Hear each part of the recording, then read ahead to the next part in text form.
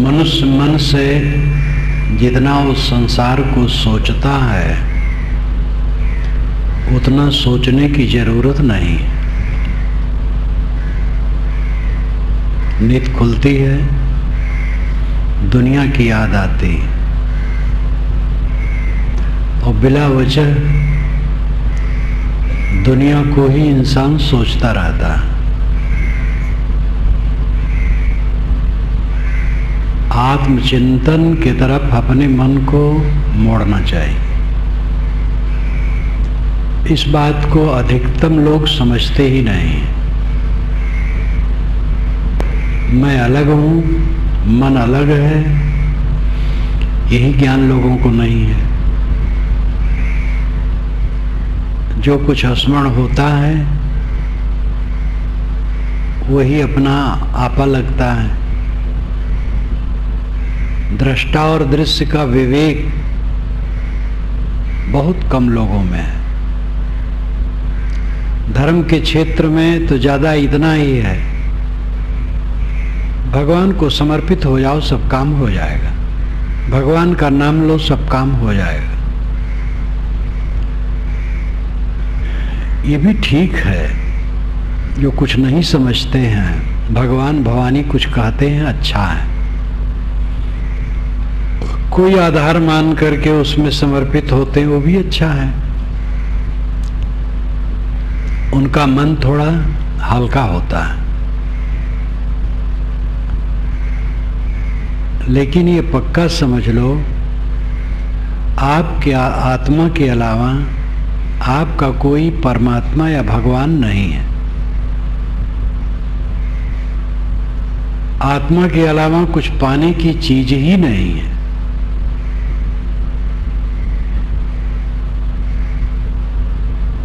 परमात्मा के विषय में ये शास्त्रों में भी धारणा है कि वह पांचों ज्ञानेंद्रियों और मन से परे है।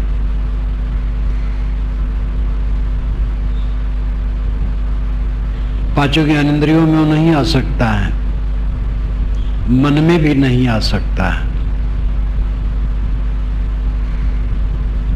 और वो स्वयं भी निर्वयव है,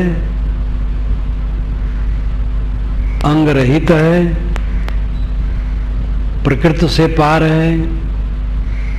तो स्वयं वो प्रकृति से पार है।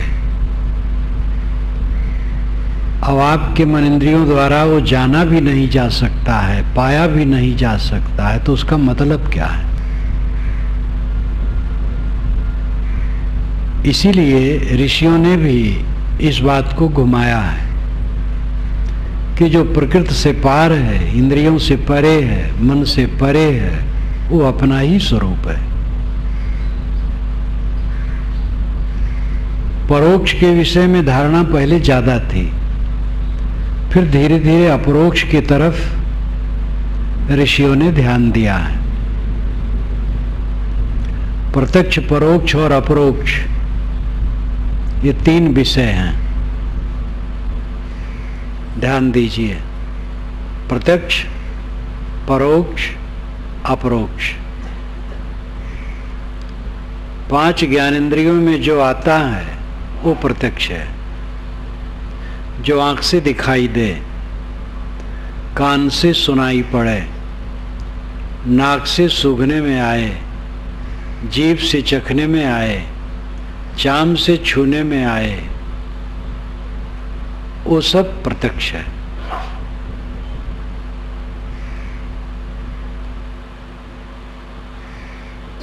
और जो केवल मन का विषय हो, मन की अवधारणा हो, मन का नक्शा हो, वो परोक्ष है।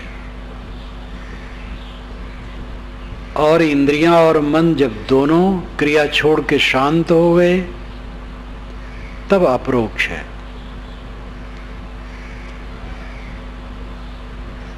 कबीर दर्शन में रहस्यवाद में मैंने इसको विवरण से दिया है। डॉक्टर राम कुमार वर्मा ने रहस्यवाद पुस्तक लिखी, वो कबीर पर ही लिखी है। और उसमें उन्होंने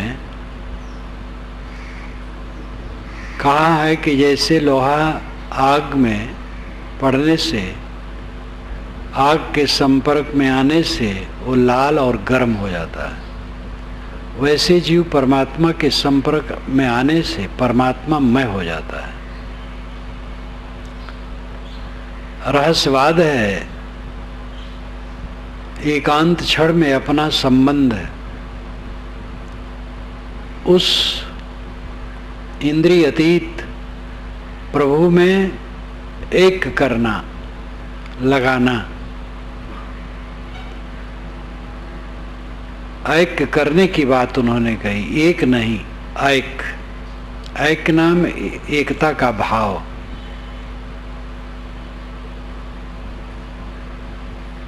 लोहा अपने को आग में छुआ दिया तो आग में हो गया, लाल भी हो गया, गर्म भी हो गया।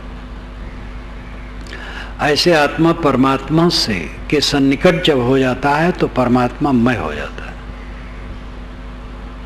लेकिन तर्क तो यह है जब उससे अलग होगा तब फिर वैसे रह जाएगा। मैंने इसको लिखा। राम कुमार वर्मा ने स्वयं भी कबीर दर्शन पढ़ने के बाद उन्होंने कहा है कि इसमें एक एक विषय पर गहन चिंतन है।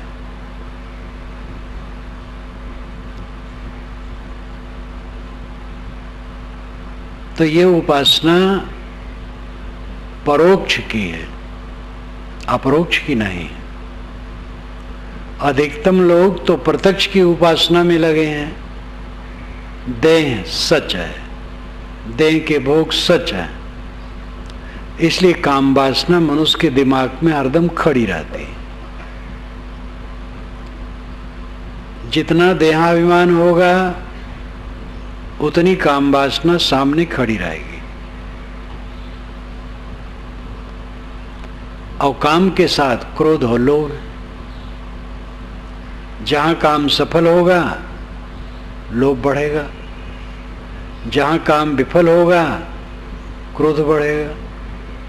ये तीनों नरक के द्वार हैं, काम क्रोध लोभ।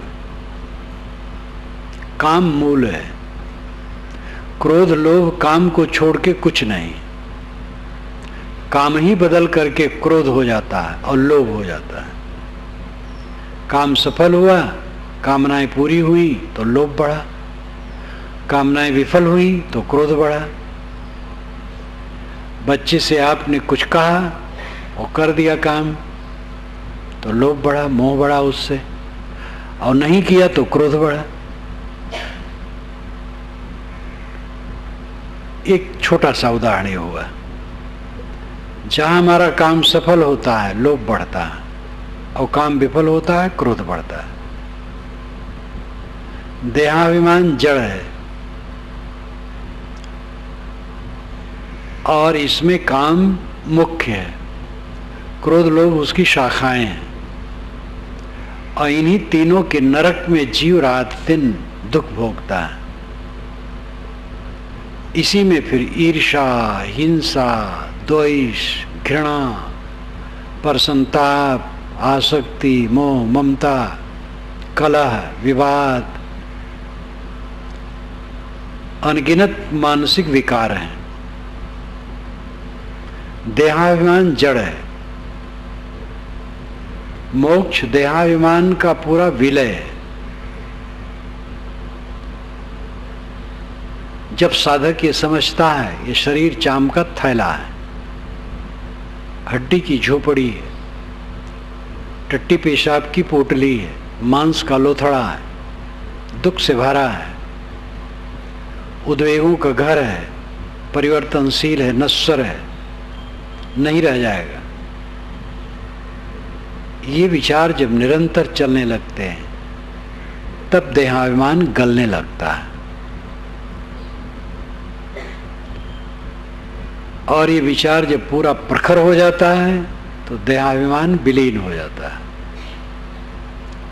देहाभिमान के विलीन होने पर काम वासना समाप्त हो जाती है। काम वासना समाप्त होने पर क्रोध और लोभ समाप्त, फिर ईर्षा, द्वेष, कलह, कल्पना कुछ नहीं। ये कहानी में तो थोड़े है, करने में पूरा जीवन समर्पित करना होता है। और इसके समर्पण में सुख है। किसान वह किसान है जो हल चलाने में, गोड़ने में, खाद डालने में, पानी डालने में, निदाई करने में, बियासी करने में, कटाई में, मड़ाई में, सब में प्रसन्न रहता हो। केवल अन्न पाने में प्रसन्न हो, वो किसान किसान नहीं। जब वो हल चलाता है एक दाना भी नहीं पाता है और हल चलाता रहता है, खाद पानी डालता, बीज डालता है, सेवा करते करते महीनों के बाद तब फसल होती है। फसल होने के बाद भी, पक जाने के बाद काटना, मीजना, ओसाना, कूटना, पकाना, तब भात मिलता है। बच्चा पढ़ता है, हम लोगों के ज़माने में तो कई वर्ष की उम्र हो जाने के बाद तब स्कूल जाते थे, और स्कूल जाने में बस एक किताब, कलम दवाई तो और एक तख्ती, बस। अब तो बच्चों को मैं देखता हूँ पीठ पर उनके बस्ता लाद दिया जाता है, वे बेचारे, उनकी कमर टेढ़ी हो जाती है। ऐसा बचपन से लद जाता है पीठ पर बस्ता। वे क्या पाते हैं? पढ़ते हैं, जवान हो जाते हैं तब भी कुछ नहीं पाते हैं। पढ़ करके निकलते हैं, कहीं सर्विस मिली तब पाते हैं, या कहीं काम करने लगे, खेती ही में लग गए, वहाँ पाते हैं, व्यापार कर लिए, वहाँ पाते हैं। पढ़ते समय तो कुछ नहीं पाते हैं, और इसमें जीवन का एक तिहाई हिस्सा चला जाता है। आदमी 25-26 वर्षों तक पढ़ता है, तिहाई हो गया। तब कभी पैसा, अन्न या उपार्जन की हुई वस्तुएं मिलती हैं। पढ़ाई में जिसको प्रसन्नता न हो वो विद्यार्थी नहीं। साधना में प्रसन्नता हो, साध्य तो प्रसन्नता का विषय है ही, साधना में प्रसन्नता हो। जहां तक अन्य बातों में है, किसान को हल चलाने से अन्न नहीं मिलता है तत्काल। विद्यार्थी विद्या पढ़ता है तो तुरंत तत्काल उससे तनख्वाह नहीं मिलती, लेकिन साधना में तो तुरंत तनख्वाह मिलती है। जैसे मन लगाओ ज्ञान में तैसे शांत, जैसे सोचो मैं देह नहीं हूँ आत्मा हूँ, वैसे चित्त में शीतलता।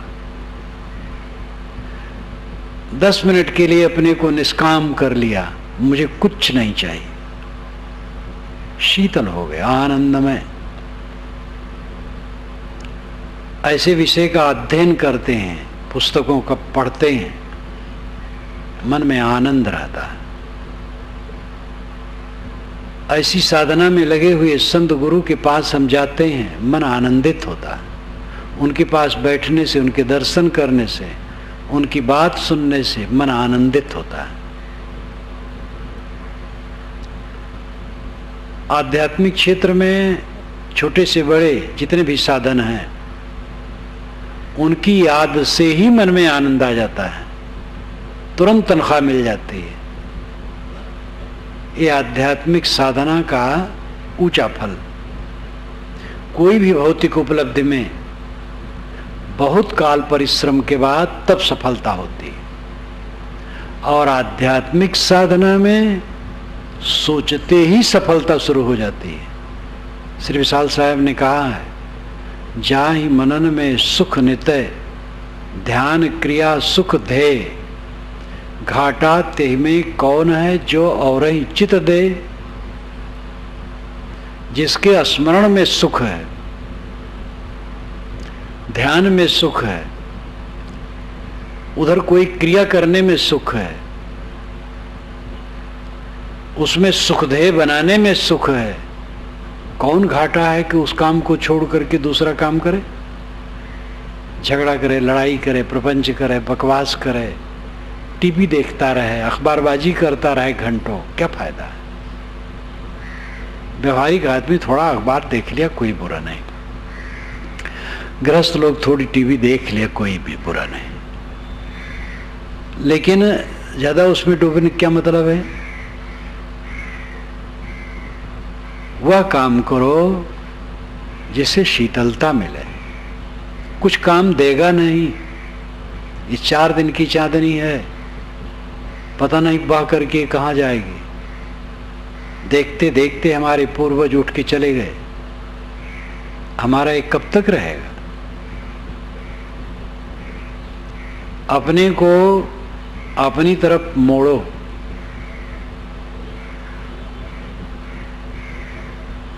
कहीं कबीर ते बाँचिए जाके हृदय विवेक। हमारी साधना विवेक में ढल जाना चाहिए। ये ध्यान समाधि, जो पूर्ण समाधि में साधक पहुंच गया, उसकी समाधि भी विवेक में ढल जाना चाहिए। समाधि कुछ समय के लिए है, व्यवहार ज्यादा समय के लिए है। व्यवहार काल में विवेक में चित्त बहता रहे, इसको कल्याण वहा कहते हैं। कल्याण वहा, पाप वहा, 2 मनोवृत्तियां हैं। विषयों की तरफ चित्त की धारा बहती है, ये पाप वहा है। देहाभिमान का ख्याल आना, काम भोग का ख्याल आना, राग द्वेष का ख्याल आना, स्वाद, लंपटता, धन दौलत, दुनिया की चीजों, ऐश्वर्य का ख्याल आना, ये पाप वहा वृत्ति है। और आत्मा के विषय में ख्याल आना, निर्मलता चित्त में आना, ये कल्याण वहा वृत्ति है। पाप वहा वृत्ति मिट करके कल्याण वहा वृत्ति हो जाए, ये साधक की सफलता है। मोक्ष क्या है? चित्त की पूरी निर्मलता, स्वरूप का बोध और चित्त की पूरी निर्मलता मोक्ष है। स्वरूप का बोध होना चाहिए, स्वरूप, स्व खुद रूप पदार्थ, खुद का पदार्थ, अपने खुद के पदार्थ का बोध होना चाहिए। जो चाहो निज तत्व को शब्द ही ले परख। साहब कहते निज तत्व को चाहते हो तो शब्दों को परख लो। निज तत्व पर तत्व 2 तत्व हैं। निज तत्व स्वयं आत्मा है, पर तत्व जगत जड़ है।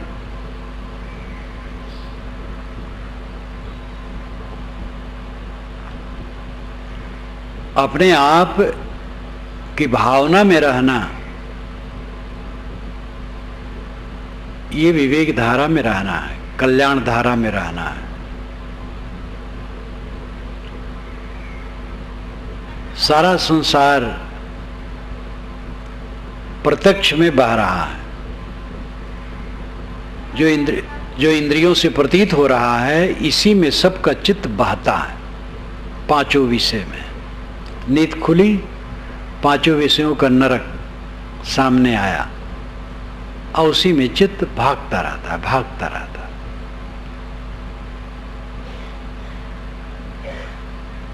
जो विचार करेगा, चिंतन करेगा, मनन करेगा, ध्यान करेगा, कोशिश करेगा, साधन संपन्न संतों गुरुजनों से मिलता रहेगा, राय लेता रहेगा, उसका चित्त धीरे धीरे इन विकारों से हटेगा और निर्मलता की तरफ बढ़ेगा। प्रत्यक्ष से कुछ लोग घबराते हैं, सब नहीं, इसी में डूबे रहते हैं। 100 जूता खाए तमाशा घुस के देखे। 100 जूता खाते हैं लेकिन घुस घुस करके तमाशा देखते हैं।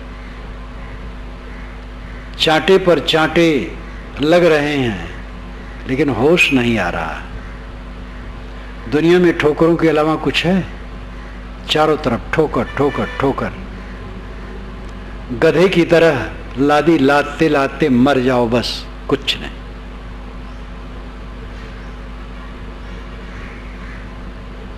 प्रत्यक्ष में सब डूबे हैं, इससे ऊब नहीं होती है, घबराहट नहीं होती, वैराग नहीं होता है। धन्य है वह जिसके मन में प्रत्यक्ष से ऊब होती, उपरामता होती है। देख लिया कि भोगों से संतोष न मिला, प्राणी पदार्थों से संतोष न मिला, जिनसे हमें बड़ी आशा थी, हमारे मन का धोखा था, उनका दोष नहीं है, संसार ही ऐसा है। परिवार के लोग क्या करें बेचारे? परिवार के लोग स्वयं दुखी हैं। क्या आपके परिवार के लोग सब आत्मसंतुष्ट हैं? वे स्वयं तृष्णा में परेशान हैं, वे आपको क्या देंगे? आसपास के लोग सब चाहना वासना कामना में परेशान है, आपको क्या देंगे? उनका दोष नहीं है, दोष अपना है जो समझ में नहीं आता है। मनुष्यों के बीच में रह करके ये काम करना है, सरल रहे, दूसरे की ऊंच नीच बातें सह ले, दूसरे के साथ सुंदर बर्ताव करे, और किसी से कुछ पाने की कामना अज्ञान के सिवा क्या है?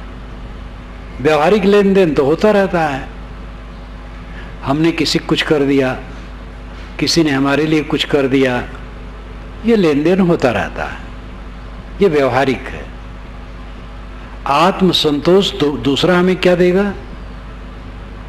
हमारे मन को शीतल दूसरा कैसे कर देगा? वो तो हमारा व्यक्तिगत विषय है। तो दुनिया को देख करके इसकी पोल पट्टी समझ लेना मामूली बात नहीं है। जूता लात खाते रहो जीवन भर, समझ में नहीं आता है। और कभी किसी की समझ में आया तो समय निकल गया रहता है, तब केवल पश्चाताप रहता है। प्रत्यक्ष में सारा संसार डूबा है। कोई विरला जीव है जैसे इस प्रत्यक्ष से वैराग्य होता है, पांचों विषयों से वैराग्य होता है। लगता है संसार कांटा है, कचरा है, भोग दुख से भरे हैं, तो परोक्ष में कुछ खोजता है। कोई होगा भगवान, कोई परमात्मा, कोई हमारा रक्षक होगा, सुना है, लोगों ने बताया है, पुस्तकों में लिख रखा है, स्वयं अपने अंदर भी कुछ धारणा बना ली है। उसके अनुसार वो ईश्वर का नक्शा गढ़ता है और उस नक्शे का ध्यान करता है, उसमें अनुराग करता है, उसका नाम जपता है। कोई नाम बना लिया, कोई अल्लाह बना लिया, कोई राम बना लिया, कोई ओम बना लिया, कोई और कुछ बना लिया, जपता है और मन के नक्शे का ध्यान करता है, उसे कुछ राहत मिलती है। जब प्रत्यक्ष से हट करके परोक्ष की तरफ साधक लगता है तो उसे कुछ राहत मिलती है, क्योंकि उसको भी भोगों में विरसता लगती है और संसार से अपने आप को हटाने की चेष्टा करता है। तो अंतर्मुख होता है और परोक्ष में अपने मन को बार-बार जोड़ता है, लेकिन पूर्ण बोध नहीं होता है, पूर्ण संतोष नहीं होता है। परोक्ष मन की अवधारणा है। हमारे मन का नक्शा है, वो मन से अलग नहीं है। जब इंद्रियां शांत हो गई और मन भी शांत हो गया, तब कौन रहा? स्वयं आत्मा। ये अपरोक्ष है। इसके लिए कठोपनिषद में कहा गया, यदा पंचावतिष्ठन्ते ज्ञानानि मनसा सह बुद्धिश्च न विचेष्टत तामाहु परमाम गतिम। 5 ज्ञानेन्द्रियां यदा पंचावतिष्ठन्ते, जब 5 अवतिष्ठित इंद्रियां आँख नाक कान जीभ चाम मनसा सह, मन के सहित, बुद्धिश्च और बुद्धि भी न विचेष्टत, चंचल नहीं होते, ताम आहु परमाम गतिम, ताम उसे, आहु कहते हैं परम गति। यहाँ कुछ पाने की बात नहीं कही, न मोक्ष न परमात्मा, कुछ नहीं। 5 ज्ञानेन्द्रियां शांत हो गई, मन शांत हो गया, बुद्धि शांत हो गई, ये परम गति है। पाना क्या है? पाने मतलब खोना है। पाई हुई वस्तु खो जाती है, ये प्रकृति का विधान है। पाते पाते आज तक हमारी दुर्गति हुई है। हम बाहर पाने की चेष्टा में सदैव मतवाले रहे और उससे हमारी दुर्गति ही होती रही है। शरीर है तो कुछ तो लेना पड़ेगा, खाना पीना बरतना, लेकिन ये पाना नहीं है। ये तो आता है, हो जाता है। भोजन आया, खा लिए, उसका रस शरीर में परिवर्तित हो गया और स्थूल पदार्थ टट्टी पेशाब के रूप में होकर के बाहर निकल गया। काम हो गया। पाया क्या? एक व्यवहार है। आप रास्ते रास्ते चल रहे थे, भूख लग गई, जेब से पैसे निकाले, फल खरीद लिए, खा लिए। पैसे दुकान में गए और फल पेट में, टट्टी पेशाब होकर के कुछ समय में वो बाहर निकल गया। क्या पाए? सब झांकता है, काम हो गया, व्यवहार हो गया। तो ये व्यवहार के लिए जो पाना है, ये पाना नहीं, एक व्यवहार है। इतने लोग यहाँ बैठे हैं, बुजुर्ग भी बैठे हैं, जिन्होंने जीवन में सर्विस की है और रिटायरमेंट हो गया है। बरसों रिटायरमेंट लोग भी हैं, खेती में भी कमाए हैं, धान कमाए हैं, पैदा किए, अन्न पैदा किए हैं, उससे रुपया भी बना है। कितना रखे, आया और गया। जो रखे हो भी जाएगा। पाया क्या जाता है? पाना एक भ्रम है, मिलता कुछ नहीं, देख लो और बह जाता है। जो कुछ सामने आता ठहरता कुछ भी नहीं। ये पाने का मोह संकट है।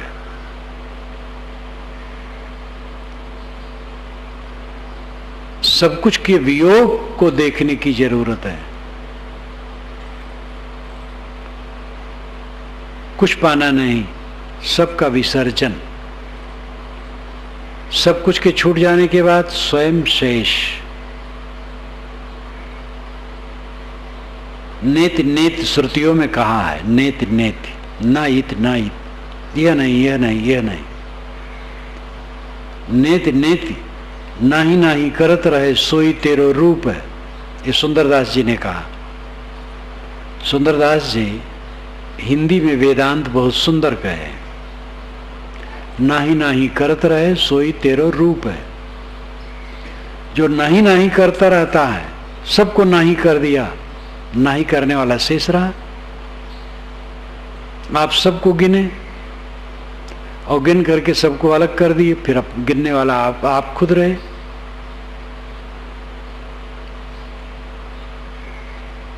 अपरोक्ष बोध होना चाहिए।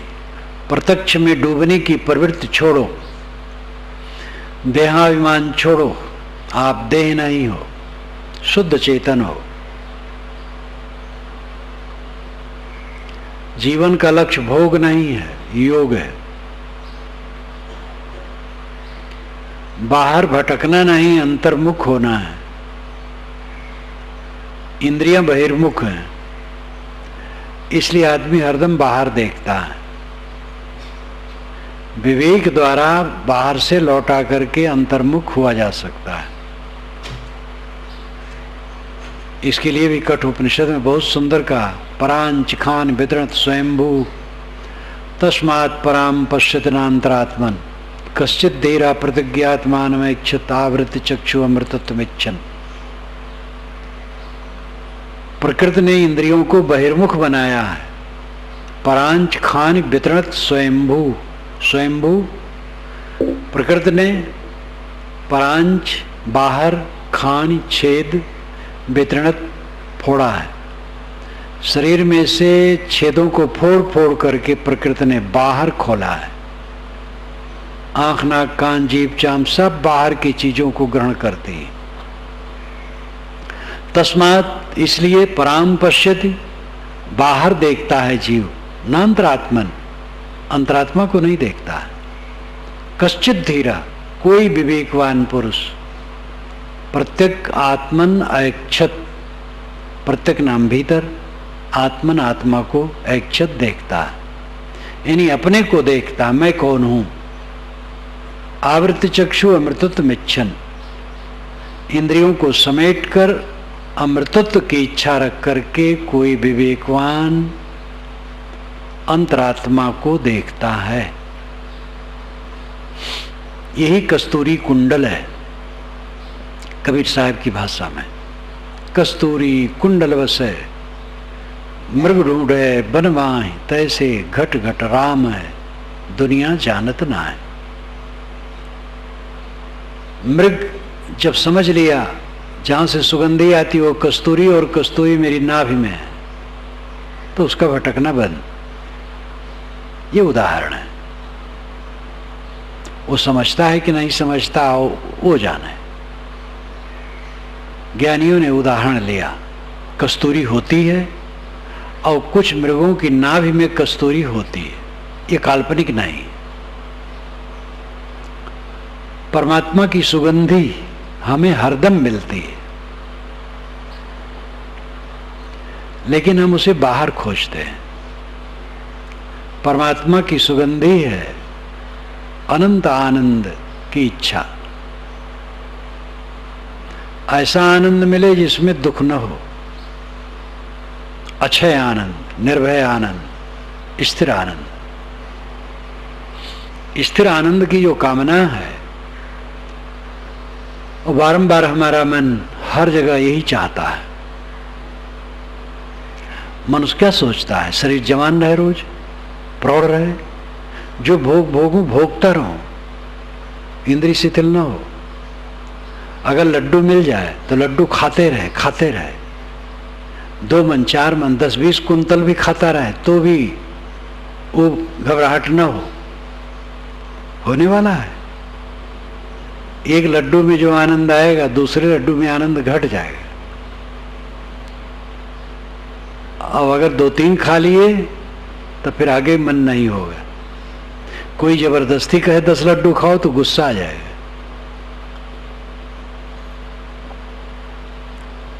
जो हमारी स्थिर सत्ता है उसका आभास हमें भोगों में होता रहता है। स्थिर तो हम स्वयं हैं, तो भोगों को स्थिर करना चाहते हैं, उल्टी बुद्धि है। निर्विकारी हम स्वयं हैं, तो देह को निर्विकारी बनाना चाहते हैं, इसमें विकार ना हो, परिवर्तन ना हो, ये जवान बना रहे। कब जवान बना रहेगा? यहाँ जितने बूढ़े बैठे हैं सब जवान थे, इसलिए जवान लोग ध्यान दें, वो भी इसे बूढ़े होंगे। जवानी का घमंड नहीं करना। आसपास जो बूढ़े बैठे हैं समझ लो ऐसे हो जाओगे 4 दिन के बाद। निर्विकार हम स्वयं हैं, तो शरीर को चाहते हैं निर्विकारी हो जाए, यानी परिवर्तन रहित हो जाए। परमात्मा की सुगंधी सबको निरंतर आती है। परमात्मा की सुगंधी है अक्षय सुख की इच्छा। परमात्मा अक्षय है, विकार रहित है, परम सुख स्वरूप है, और इसकी सुगंधी हमें हरदम आती है। लेकिन हम समझते हैं बाहर है, बाहर परमात्मा नहीं। ये आत्मा परमात्मा है।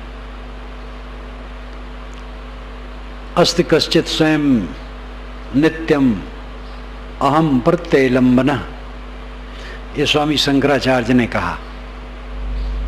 अस्ति है, कश्चित कोई, स्वयं खुद, अस्ति कश्चित स्वयं नित्यम नित्यम सदा, अहम मैं, प्रत्यय बोध, लंबनम सहारा।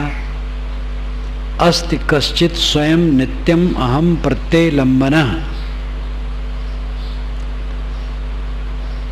अहम प्रत्यय का आलंबन, मैं बोध का आलंबन कोई स्वयं स्वतंत्र सत्ता है।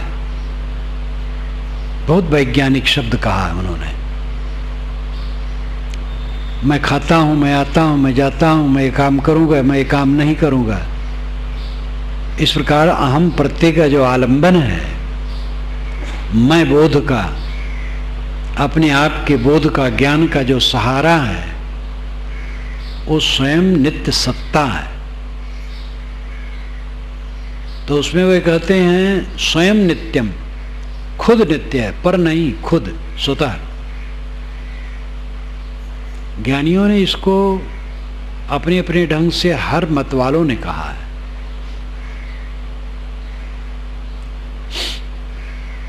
कबीर साहब का तो ज्ञान ही अपरोक्ष है पूरा।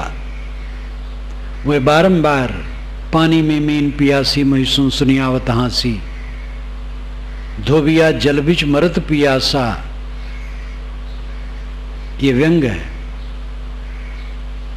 जल में खड़ा है, दिन भर कपड़ा धोता है, जल में वो प्यासा मरता है, ये व्यंग है। तुम परमात्मा में खड़ा हो और परमात्मा के लिए प्यासे हो, क्योंकि दृष्टि उल्टी है। परमात्मा बाहर खोज रहे हो, बाहर तो मिलेगा विषय, अंतर में लौटोगे तब परमात्मा। ये आत्मा परमात्मा है, स्वयं परमात्मा है, स्वयं सत है।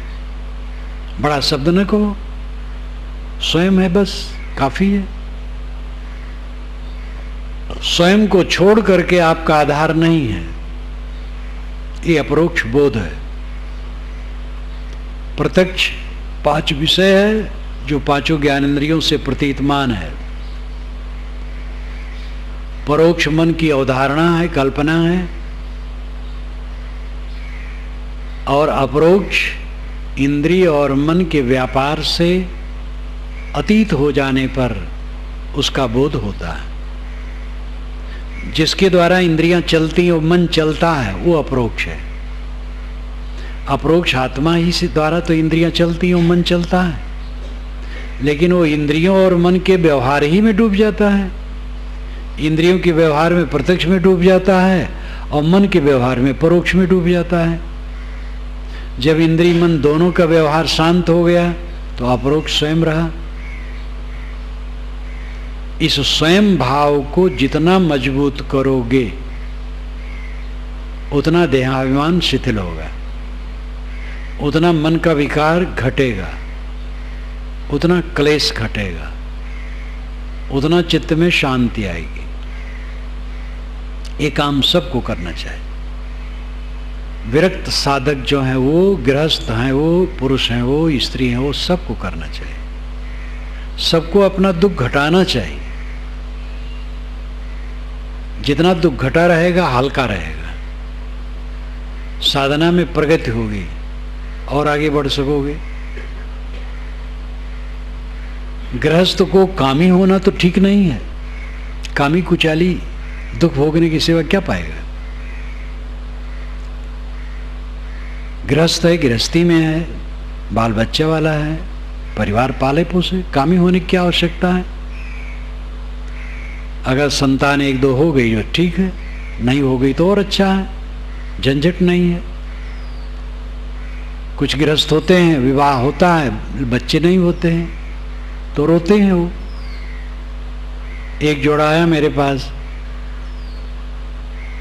दोनों जवान हैं, भरी जवानी में हैं, बहुत दिन हो गया विवाह किए, कोई बच्चा नहीं हो। कहा महाराज क्या कहूँ, 15 बरस हो गए विवाह हुए, कोई बच्चा नहीं। मैंने कहा बहुत सुखी हो तुम, बच्चे वाले रोए, तुम क्यों रोते हो? तो मुस्कुराया। जिनके बच्चे हैं, पढ़ा हुए हैं, लिखा हुए हैं, उनकी झंझट सा है। जब वे जवान हो जाए तो उनका लाज जूता सा है। विवाह करें, बहू आवे, और वो सबका झक्सा सा है, और सहते सहते मर जाएं, और क्या पाएंगे? तुम एक गलती किए, खाली विवाह, संतान की गलती नहीं हुई, आधी गलती में रुक गए, क्या गलत हुआ? तो हंसने लगा। बात उसको लगी कि ठीक कहते लेकिन बोध न होने से फिर बार बार वही, साहब एक संतान हो जाता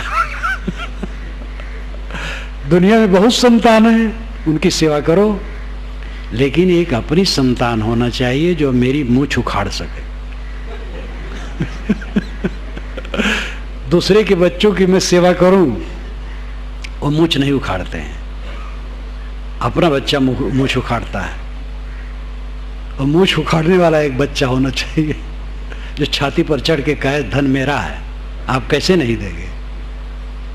कितना व्यामोह है।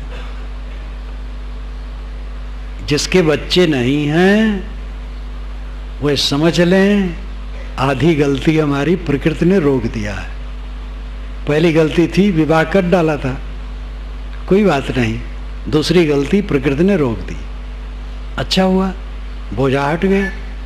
स्वच्छंद जीवन, पति पत्नी साधना में लगो, भक्ति में लगो, सेवा में लगो। अगर आपके पास अधिक धन है तो बहुत से बच्चों की सेवा करो, जनता जनार्दन की सेवा करो।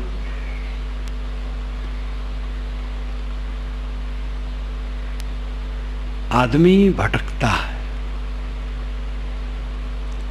हरदम उसका मन स्थूल चीजों में लगा रहता है।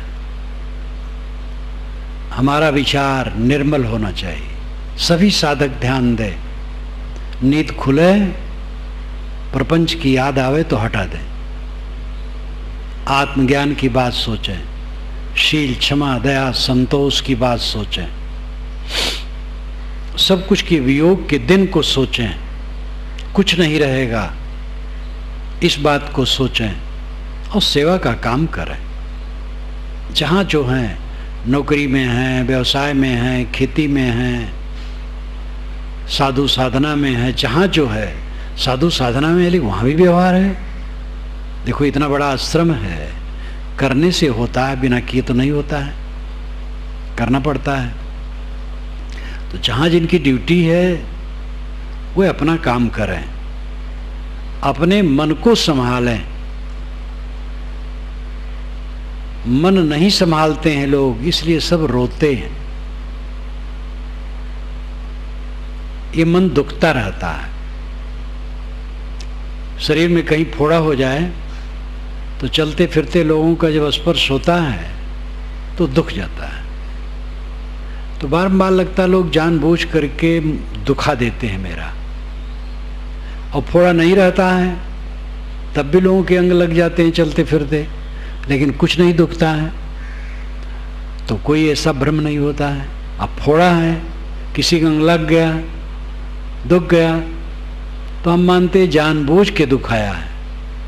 ये उदाहरण है। हमारा मन जितना अहंकारी होगा उतना उसे लगेगा कि लोग हमारी घटाई कर रहे हैं, हीनता कर रहे हैं, मुझे नीचे गिराना चाहते हैं, मेरा अपमान कर रहे हैं, मेरा तिरस्कार कर रहे हैं, मुझे सम्मान नहीं मिल रहा है, जैसा मैं योग्य हूं मेरा आदर नहीं हो रहा है। ये दुख होगा। बाल बच्चों से खिन्नता, पत्नी से खिन्नता, पति से खिन्नता, गुरु से खिन्नता, शिष्य से खिन्नता, भाई से खिन्नता, गुरु भाई से खिन्नता, पड़ोसी से, समधी से, दामाद से, साले से, कहीं भी जितना हमारा मन अहंकारी होगा उतनी खिन्नता बनी रहेगी। जितना अहंकार टूटेगा खिन्नता खत्म होगी। कोई हमें क्यों माने? हमें क्यों आदर दे? हम दूसरे को आदर दें, दूसरे को सम्मान दे दें जो उचित है।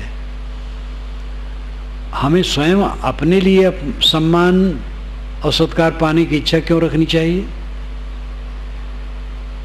सेवा करो, सेवा पाने के लिए क्यों उतावले हो?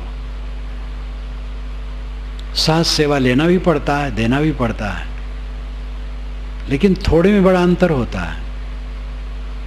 एक वृद्ध से मैंने कुशल मंगल पूछा, कैसा है? सब आनंद है।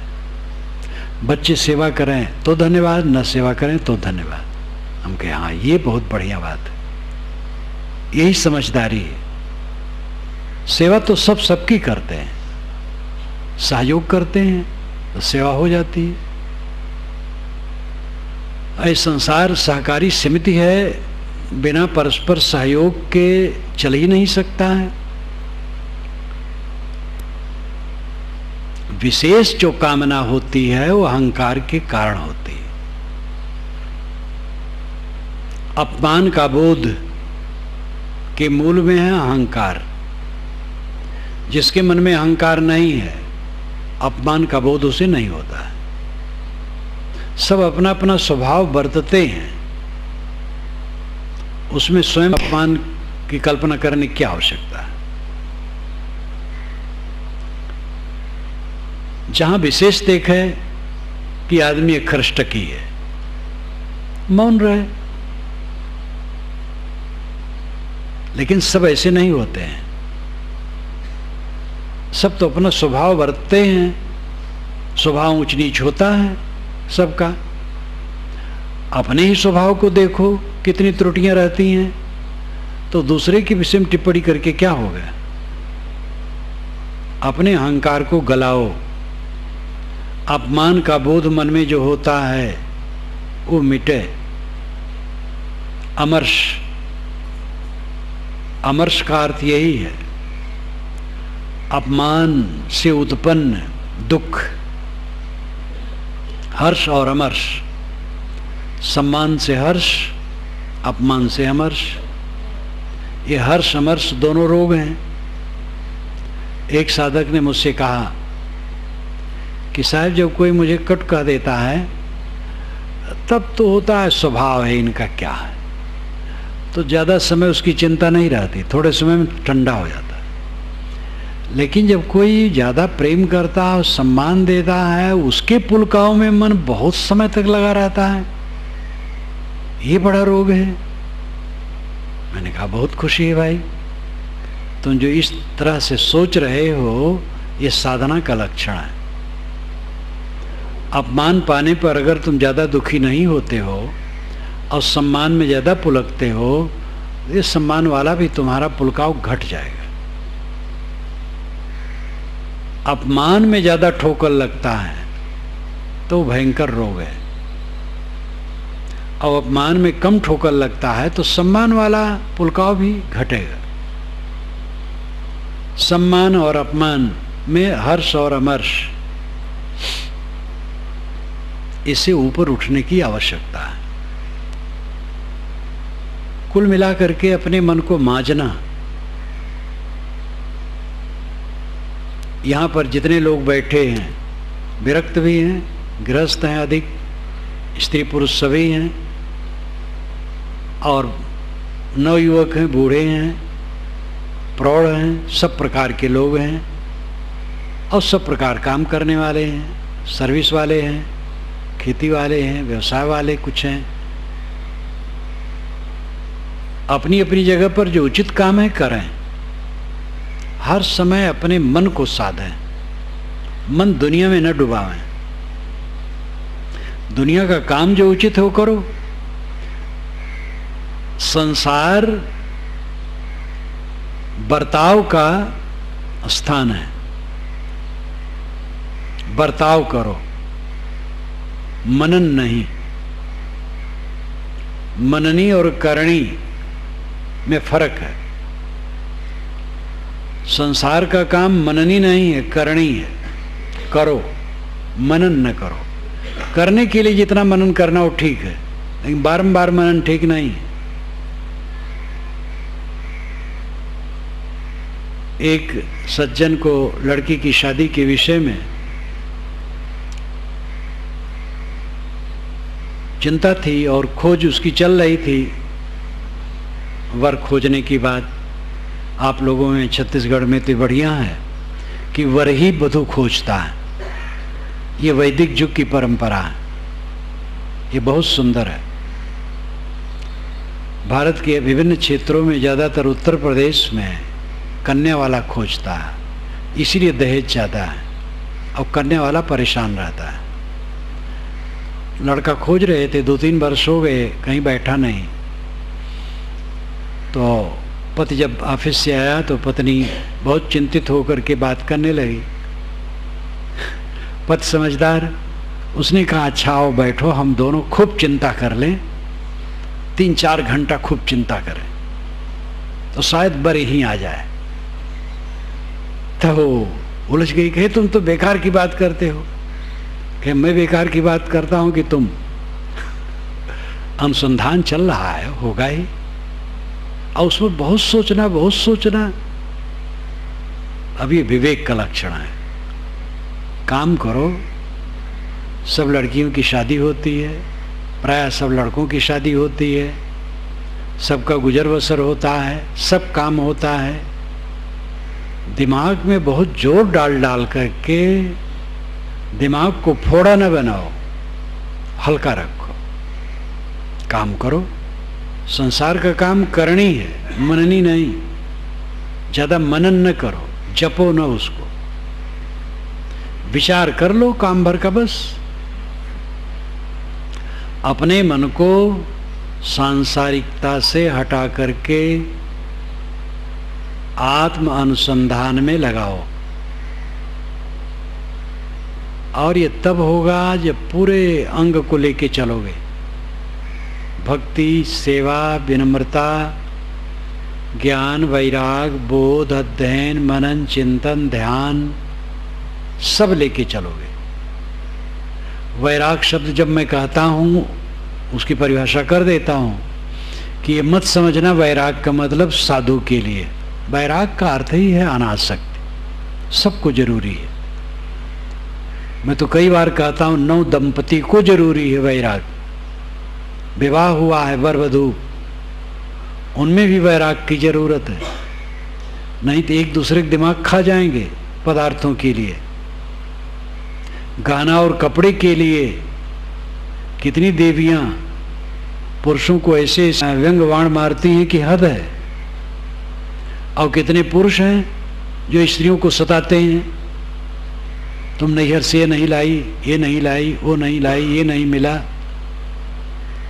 जितना आदमी रागी होगा वो उतना क्लेशित होगा, दूसरे क्लेश देगा, और जितना मन में विरक्ति होगी, अनासक्ति होगी, उतना वो सुखी रहेगा।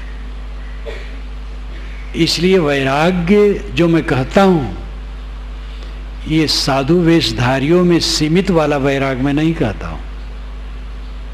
वैराग्य व्यापक है, वैराग महासुख है, अनासक्ति महासुख है। इसको अपनाओ, सभी अंगों को लो, रोज अध्ययन करो, रोज चिंतन करो, रोज ध्यान करो, अच्छी संगत करो, जहाँ से ऐसी खुराक मिले ऐसी संगत बीच बीच में करते रहो। जब बराबर इस पर ध्यान दोगे तो मन का कलमश मिटेगा, चित्त धीरे धीरे अंतर्मुख होगा, और हमारे सोचने का विषय जो दुनिया है वो हटेगी और आत्मा की तरफ लगेगी। हजरत मोहम्मद ने भी हदीस में कहा है कि जो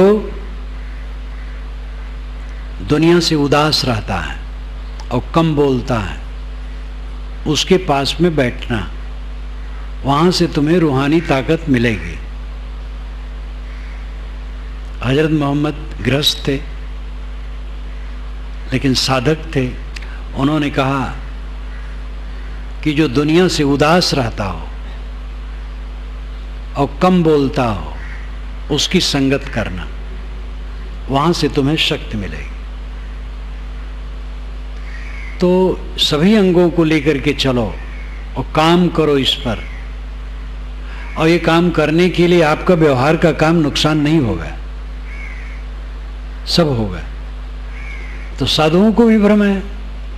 जब मैं महंतों से कहता हूं कि आप लोग ध्यान सिखाइए साधुओं को, सुबह शाम बैठें, तो लोग कहते हैं तब फिर मठ के काम कौन करेगा, आश्रम कैसे चलेगा?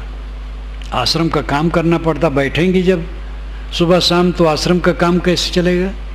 भ्रम उनको। तो कभी कभी मैं उदाहरण देता हूँ, इलाहाबाद में 2 घंटा सुबह 2 घंटा शाम लोग बैठते हैं, लेकिन इलाहाबाद आश्रम के काम में कुछ अड़चन तो नहीं है। सब काम चुस्ती दुरुस्ती से, साफ सफाई से होता है।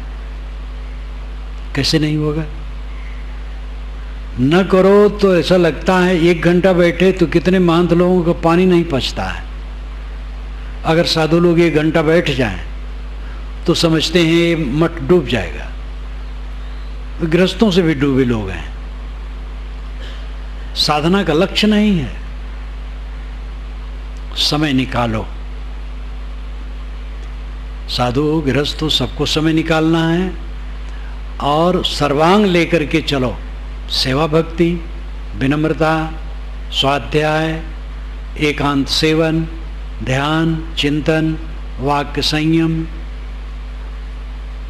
ये सब लेकर के जब आध्यात्मिक मनन चिंतन बढ़ता जाएगा, अपने आप मन मचता जाएगा और बाहर से चित्त सिमटेगा, अंतर्मुख होने की शक्ति बढ़ेगी। साधना की शक्ति नहीं रहती है तो मन बहता रहता है। जानते भी हैं कि बह रहा है लेकिन रोक नहीं पाते। और जब साधना की शक्ति प्रबल हो जाती है तो स्वाभाविक मन संयत रहता है और कभी इधर उधर चला तो तुरंत पकड़ में आ जाता है। इसलिए सर्वांग लेकर के सब लोग अपनी साधना में चलो और मन का शुद्धिकरण, मन का अंतर्मुख होना, अपरोक्ष बोध के सहित मन का अंतर्मुख हो जाना जीवन का परम फल है।